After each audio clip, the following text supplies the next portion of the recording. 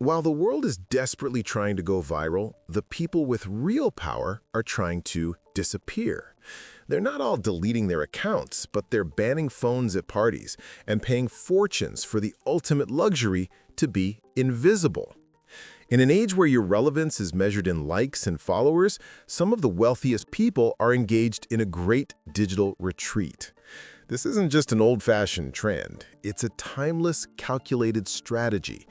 It's a quiet revolution against a system designed to exploit your attention, your data, and your peace of mind. While everyone else is building a following, the people who own the buildings are building a fortress. In this video, we're going to uncover the 5 core reasons why the old money mindset treats social media not always as an opportunity, but often as a profound threat. We'll decode their playbook and reveal how strategic silence has become their most valuable asset. This is about more than just privacy. It's about understanding a philosophy that has preserved fortunes for centuries, long before the first selfie was ever taken. Stay with me, because what you're about to learn will change the way you see wealth, status, and the power of being unknown. The digital trap. Let's be honest. The digital world we inhabit wasn't built for our benefit. It was engineered for engagement, and engagement is just a polite word for addiction. Social media platforms are sophisticated mechanisms designed to capture our attention. They operate on a cycle of anticipation and disappointment, the thrill of a notification followed by the hollow feeling when the validation isn't enough. This system preys on our fundamental need for connection and monetizes our insecurities. The more we scroll, the more we compare. The more we compare, the more we feel like we're lacking. This isn't a bug in the system. It's the entire business model. Research consistently shows that constant exposure to curated wealth on social media can dramatically increase feelings of envy and resentment. When you see an endless stream of luxury vacations and designer clothes, it triggers an upward social comparison that can make people feel inadequate. This creates a toxic environment for everyone. The viewer is left feeling bad, and the person posting can become a target. In one study, a quarter of the public said that seeing someone flaunt their wealth online negatively affected their opinion of that person. Now, the idea that all wealthy people are fleeing social media is an overstatement. Many high-net-worth individuals are active online, but they use it very differently. They're often on LinkedIn for professional networking or using WhatsApp for discreet communication, not broadcasting their every move on Instagram. They treat it as a tool, not a stage. Old money families, those whose wealth has been passed down through generations, often understand this digital trap instinctively. They've been navigating an analog version of it for centuries. Their philosophy is built on a principle that is completely alien to our online world. True power is often invisible. While new money shouts, old money whispers. There's a traditional saying that the names of old money families should only appear in the newspaper 3 times: when they're born, when they marry, and when they die. This isn't about being snobbish. It's a calculated, multi-generational strategy for survival. They see much of social media for what it is, a system that offers little real value in exchange for your time, mental health, and security. They recognize that the constant stream of notifications creates a state of perpetual distraction, hindering focus on what truly matters, managing their businesses, nurturing real-world relationships, and preserving their legacy. Let's dissect the 5 core rules that govern this deliberate, strategic approach to the digital world. Rule 1. Legacy over likes. The first, and maybe the most important rule in the old money playbook, is an unwavering focus on legacy over likes. This principle draws a sharp line between short-term validation and long-term value. On social media, the currency is attention, measured in likes and shares. It's a dopamine-driven economy where you're only as good as your last post. It all comes down to what the economist Thorstein Veblen called conspicuous consumption, buying expensive things just to signal status. Psychologists find this behavior is most common among those who feel insecure about their social standing. Translation, the people flexing the hardest are often the ones on the shakiest ground. Old money tends to operate on a completely different timeline. They think in decades, not quarters, in generations, not news cycles. Their goal isn't to build a personal brand that goes viral, but to build a family legacy that endures. A personal brand is often about the individual and requires constant maintenance to stay relevant. A legacy, on the other hand, is about the institution, the family name, the foundation, the business. It's quiet, it's resilient, and its value compounds over time. This long-term mindset is reflected in their habits. They don't typically chase trends. Instead of buying designer clothes with big logos, they often invest in timeless, high-quality pieces that last for decades, a philosophy now co-opted by the quiet luxury trend. They favor durable craftsmanship, understanding that buying quality once is more efficient in the long run. Instead of chasing get-rich-quick schemes, they focus on patient capital and building sustainable businesses. Warren Buffett, who famously drives a modest car despite his wealth, is a modern example of this mindset. The goal isn't to look rich, but to stay rich and to pass that wealth and its values to the next generation.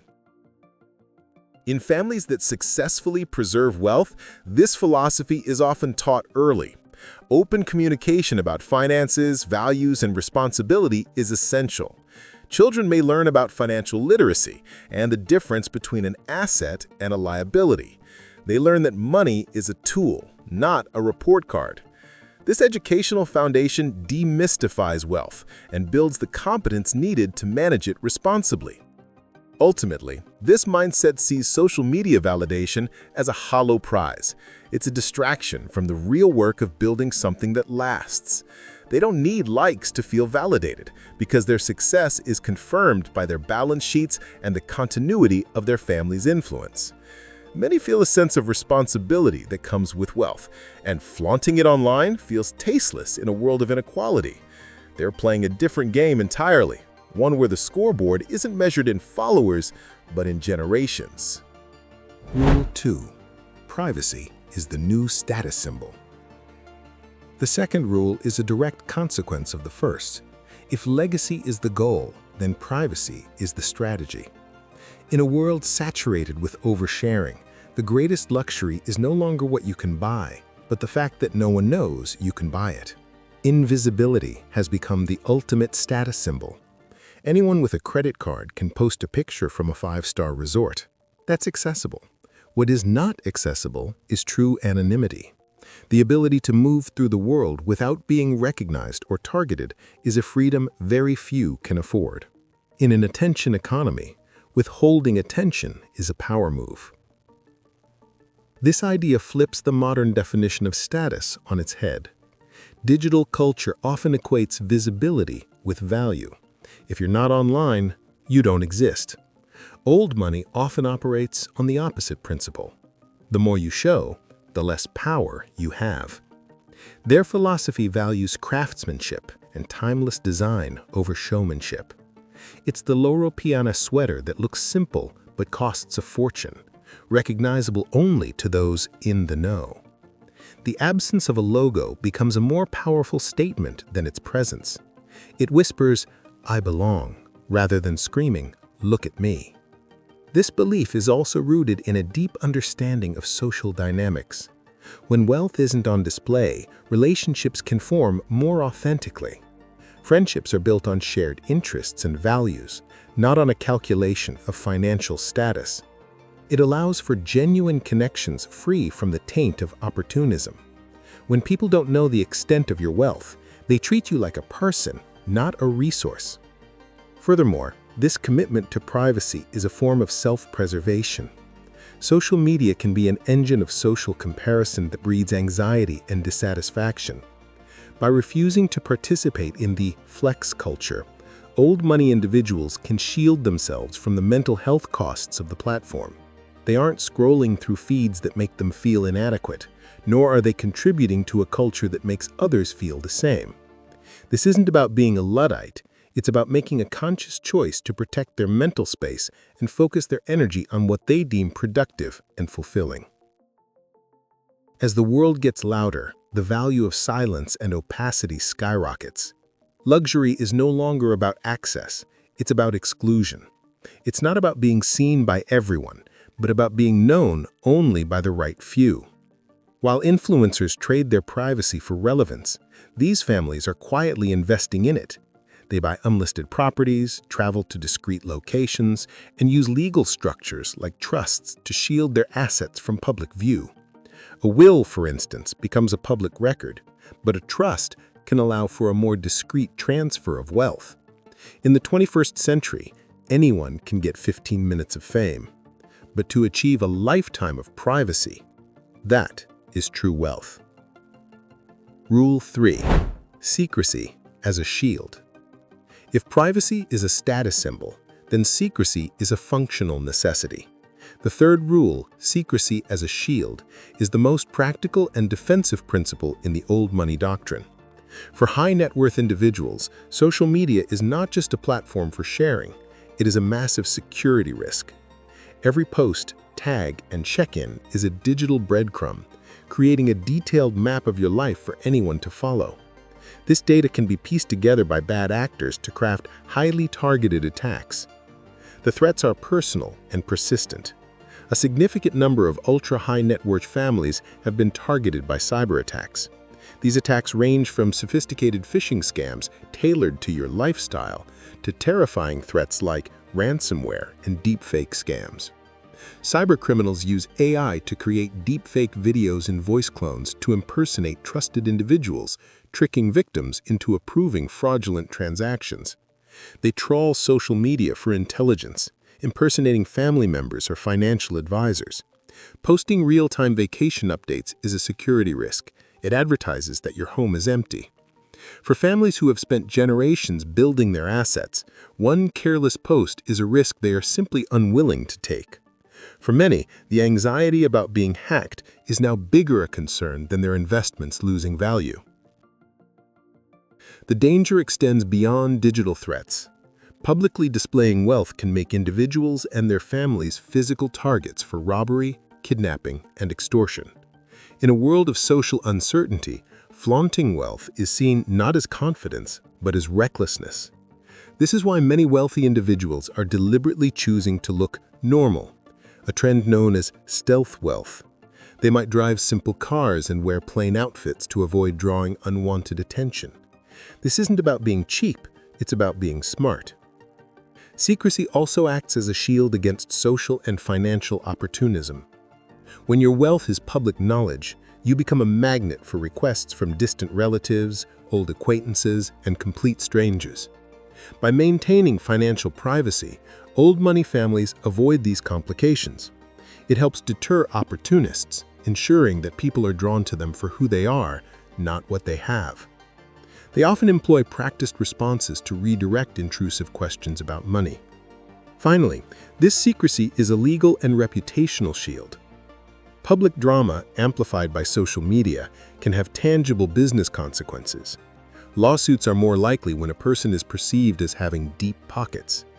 By staying out of the public eye, they reduce their surface area for attack. Legal structures like irrevocable trusts and family LLCs are not just for tax efficiency. They are designed to protect assets from creditors and lawsuits.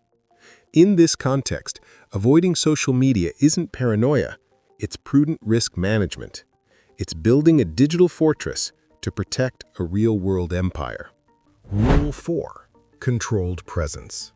The fourth rule shows that this mindset isn't about complete non-existence online. It means that when a presence is established, it's meticulously controlled and institutional, not personal. This is the rule of controlled presence. You might not find the head of a dynastic family posting selfies from his yacht, but you might find his name on the wing of a museum, on the board of a university, or attached to a charitable foundation. This is the critical distinction. The presence is designed to project dignity and influence, not personal consumption. This approach is about controlling the narrative. When you post personal content, you lose control of that narrative. But when your presence is institutional, you set the terms. The family foundation's annual report or the university's press release are carefully crafted communications that reinforce a desired image. Its presence without the noise. It allows them to shape public perception by focusing on contributions to society rather than personal lifestyle.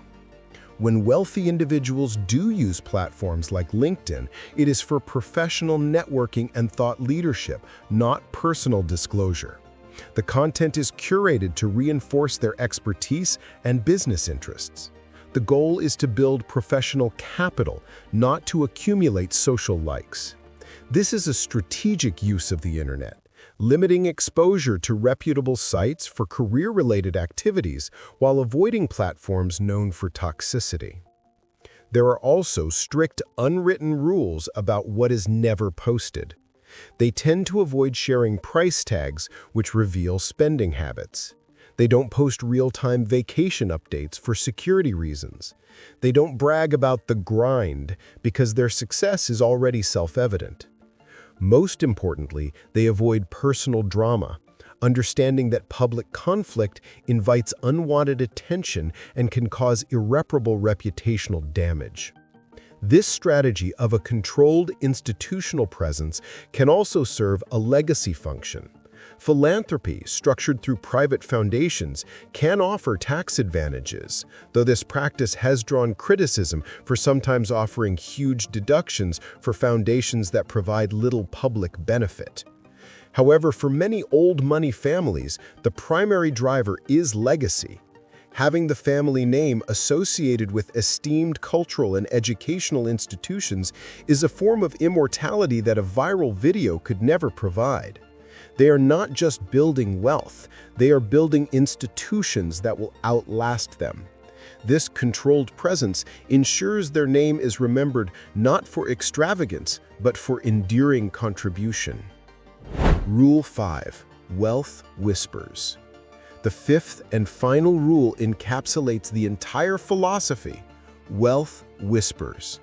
It's the quiet confidence that comes from not needing to prove anything to anyone. This principle states that genuine, secure wealth doesn't need to announce itself. In fact, the need to broadcast success is often seen as a sign of insecurity, the behavior of new money, which tends to be more apparent and flashy. This is the core of the stealth wealth or quiet luxury mindset. It's not the person posting about their luxury vacation who is winning. It's the one with the paid-off mortgage and a diversified portfolio that no one even knows is rich. This whisper is a form of communication often understood only by other members of the elite. It's conveyed through subtle signals, the quality of a fabric, the perfect tailoring of a suit, or deep knowledge of a niche subject like art or music. These signals are invisible to many, but speak volumes to those in the know. It's a language of understatement. Confidence is communicated through the quality of one's presence, not the quantity of their branding. This principle extends far beyond material goods. Old money individuals often keep their romantic relationships discreet and discuss finances only with family or trusted professionals. They understand that both money and love are most powerful when they are private. This discretion is a core value, sometimes taught from a young age. Children may learn that humility is paramount because many of their ancestors started with little and understood the value of hard work. The idea that having money makes you a better person is rejected. Money is simply a tool. This mindset directly influences financial habits. The whispering wealth philosophy is about living below your means, not just to be frugal, but to be strategic. It's about treating debt as a trap that steals your freedom. It's about automating investments into tax-advantaged accounts, letting wealth grow silently in the background. The goal is financial freedom, owning your time, not just owning more things. The rise of the old money aesthetic on social media presents a fascinating paradox. Hashtags like old money have billions of views, showing a deep societal obsession with this look. However, it's often a superficial imitation. a form of cosplay that copies the wardrobe but misses the principles. People are buying beige polo shirts but not embodying the values of legacy, privacy, and discretion. The trend focuses on what to wear while ignoring the core values of character and family. Ironically, this social media trend often drives the very consumption and impulse buying that the true old money philosophy rejects. The real old money isn't buying a new wardrobe to fit an aesthetic. They're wearing the same timeless blazer they've owned for a decade. They know that class without character is just a costume. And in a world full of noise, their greatest strength is their silence. In the final analysis, the strategic retreat of old money from the public-facing digital world is not an act of surrender, but an act of strength. It is a quiet victory in an age of deafening noise. While the world is caught in a frantic race for visibility and viral moments, the truly powerful have recognized that much of the game is rigged. The system of social media, designed to extract our data and exploit our psychological vulnerabilities, offers a currency of likes and shares that is ultimately worthless in the grand scheme of a multi-generational legacy. We've explored the 5 rules that guide their approach. First, legacy over likes. The decision to build something that endures for centuries, not something that trends for a day. Second, privacy is the new status symbol. The understanding that in a world of total exposure, true luxury is the freedom to be unknown. Third, secrecy as a shield. The practical strategy to protect their families and fortunes from the very real threats that visibility attracts.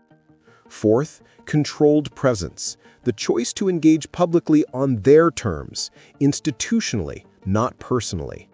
And finally, wealth whispers. The quiet confidence that true substance doesn't need to shout. This philosophy is becoming more and more relevant. A growing movement towards digital minimalism and stealth wealth shows that more people are recognizing the wisdom in this approach. They are realizing that peace, presence, and security cannot be purchased with followers. They are learning that flaunting wealth can be a sign of insecurity and that true accomplishment does not require an audience. The great irony is that the old money aesthetic is now a dominant trend on platforms like TikTok, with people trying to replicate the look without understanding the ethos. They buy the clothes but miss the character. They adopt the style but ignore the substance. The real lesson of old money has nothing to do with beige sweaters or timeless watches. It is the understanding that your life is not a performance. It is the discipline to ignore the noise and focus on what truly matters. In an age of digital chaos, the greatest power is found in silence. This conversation is more important now than ever. We're all feeling the pressure of the digital world, the constant need to perform and compare. So I want to ask you, what's the biggest pressure you feel from social media? And what's one step you could take to reclaim a piece of your own privacy? Let me know your thoughts in the comments below. I read every single one. And if this video resonated with you, do me a favor and hit that like button and subscribe for more content that decodes the mindsets of the truly successful. Thank you for watching.